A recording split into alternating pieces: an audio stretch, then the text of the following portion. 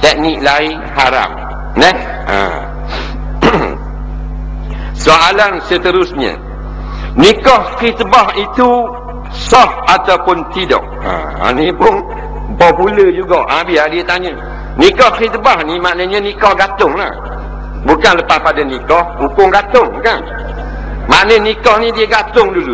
Gantung-gantung ni tak ngata lah, tak nyambut natu. Kan bila kita nikah, hak laki pergi rumah hak puan, tak puan pergi rumah hak laki, bersatu dia panggil. Nah, tapi nikah tak. Makan nikah saja dulu. Dah benda tujuan. Tujuan ni biasanya kerana pasangan ni pelajar. Bila pelajar duduk universiti yang sama.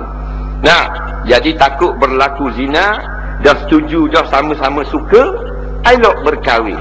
Bila kahwin tidak bersama, faham tak? Nah, bila tidak bersama, nafkah masih daripada tanggungan bapa pengantin perempuan. Jadi laki dia tak wajib beri makan minum sesen pun. Nah, itu tujuannya kerana ni pelajar lagi tak ada piti nak beri makan. Dah ni pula perempuan masih ditanggung oleh ayah. Dan benda lagi kelebihan, apabila terjadinya persetubuhan, maka tidak berdosa kerana telah pun bernikah. Nah, itu makna nikah khitbah. Harus di sisi syarak. Soalan